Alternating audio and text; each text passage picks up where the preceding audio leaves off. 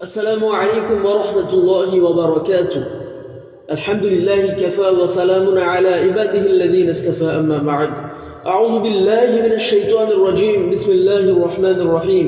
لا خير في كثير من نجواهم إلا من أمر بصدقة أو معروف أو إصلاح بين الناس ومن يفعل ذلك ابتغاء مرضات الله فسوف نؤتيه أجرا عظيما.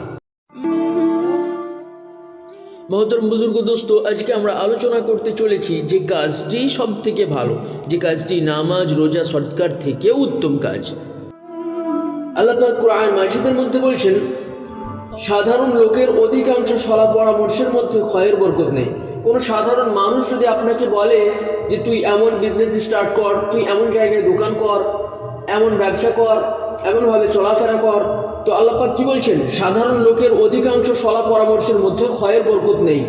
হ্যাঁ, যাহারা সদকা খয়রত বা কোনো নেক কাজ অথবা মানুষের মধ্যে পরস্পর ভালো সম্পর্ক সৃষ্টির জন্য উৎসাহ প্রদান করিবে এবং যাহারা লোভ লালসা ত্যাগ করিয়া শুধু আল্লাহর সন্তুষ্টি বিধানের জন্যই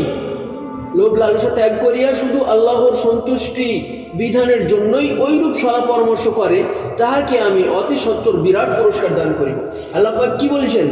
পরস্পর ভালো সম্পর্ক সৃষ্টির জন্য উৎসাহ প্রদান করিবে এবং যাহারা লোভ লালসা ত্যাগ করিয়া শুধু আল্লাহর সন্তুষ্টি বিধানের জন্যই ওইরূপ সলা পরামর্শ করে, তাদের আমি অতি সত্বর বিরাট পুরস্কার দান করিব।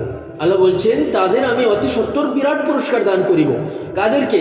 যারা লোভ লালসা ত্যাগ করিয়া আল্লাহর সন্তুষ্টি বিধানের জন্যই ওইরূপ সলা পরামর্শ করে।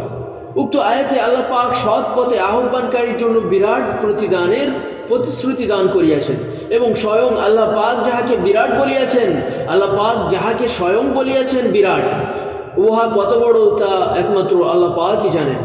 অন্য হাদিসে হুজুর সাল্লাল্লাহু আলাইহি সাল্লাম ইরশাদ করেন, সৎ কাজে আদেশ, অসৎ কাজে নিষেধ এবং আল্লাহর জিকির ব্যতীত বাকি সবকিছুই মানুষের জন্য বোঝা স্বরূপ। সৎ কাজে আদেশ এবং অসৎ কাজে নিষেধ এবং আল্লাহর জিকির ব্যতীত বাকি সবকিছুই কি? মানুষের জন্য বোঝা স্বরূপ। অনন্তর হুজুর সাল্লাল্লাহু আলাইহি সাল্লাম বলেন, আমি কি তোমাদেরকে এমন একটি জিনিসের সন্ধান দেব যাহা নামাজ, সদকা, রোজা ইত্যাদি হইতে উত্তম?